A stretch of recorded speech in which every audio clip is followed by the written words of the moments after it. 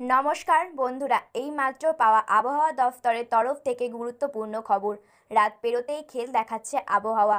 কলকাতা সহ দক্ষিণবঙ্গে লাফিয়ে লাফিয়ে বাড়ছে তাপমাত্রা। উত্তরবঙ্গেও কিছু কম নয়, সেখানেও তাপমাত্রা ক্রমশ ঊর্ধ্বমুখী।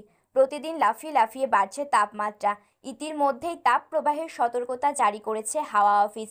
আজ কাল ও আগামী কয়েকদিন কেমন থাকবে কলকাতা সহ উত্তর থেকে দক্ষিণবঙ্গ অর্থাৎ গোটা রাজ্যের আবহাওয়া, সঙ্গে জানিয়ে দেব বাংলাদেশের সমস্ত বিভাগের আবহাওয়ার খবর এক নজরে। তো বিস্তারিতভাবে জানতে হলে অবশ্যই ভিডিওটি মনোযোগ সহকারে শেষ পর্যন্ত দেখবেন। বর্তমানে আপনার জেলার আবহাওয়া কেমন রয়েছে, কোন জেলা থেকে ভিডিওটি দেখছেন তা কমেন্ট বক্সে কমেন্ট করে জানাবেন। আর চ্যানেলটিতে নতুন দর্শক হয়ে থাকলে অবশ্যই চ্যানেলটি সাবস্ক্রাইব করে রেখে দেবেন। তাহলে চলুন ভিডিওটা শুরু করা যাক। আবহাওয়া দফতর সূত্রের খবর, আগামী 3 দিনে দক্ষিণবঙ্গের বিভিন্ন জেলায় তাপমাত্রা স্বাভাবিকের তুলনায় বেশ কিছুটা বাড়বে। একেই তপ্ত গরমে নাজেহাল দক্ষিণবঙ্গের মানুষ, এর মধ্যেই ফের বাড়ছে তাপমাত্রা। আগামী 3 দিন পর থেকেই পশ্চিমবঙ্গের কিছু কিছু জেলায় তীব্র তাপপ্রবাহের পরিস্থিতি তৈরি হতে পারে। আজ কলকাতা আংশিক মেঘলা আকাশ থাকতে পারে, তবে আপাতত কলকাতা সহ দক্ষিণবঙ্গের কোনো জেলাতেই বৃষ্টির সম্ভাবনা নেই। আবহাওয়া দফতরের আপডেট অনুযায়ী আগামী 3 দিনে 3 থেকে 5 ডিগ্রি পর্যন্ত তাপমাত্রা বৃদ্ধি হতে পারে।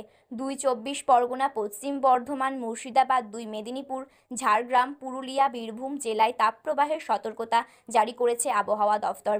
গাঙ্গেয় পশ্চিমবঙ্গের জেলাগুলিতেও এই পরিস্থিতি বজায় থাকবে। আবহাওয়ার পূর্বাভাস অনুযায়ী আগামীকাল বৃষ্টির সম্ভাবনা রয়েছে কলকাতায়। আগামীকাল বৃষ্টি হতে পারে কলকাতার আশেপাশের কয়েক জেলাতেও, যদিও ভারী বৃষ্টির সম্ভাবনা নেই।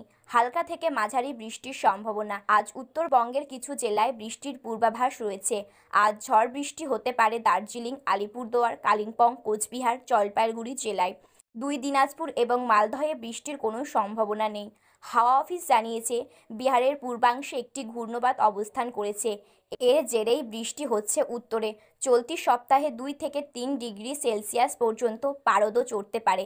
বাংলাদেশের আবহাওয়াবিদ মোহাম্মদ ওমর ফারুক জানান, সারা দেশে আজ এবং আগামীকাল বাংলাদেশের আংশিক মেঘলা আকাশ সহ প্রধানত শুষ্ক আবহাওয়া বিরাজমান থাকবে।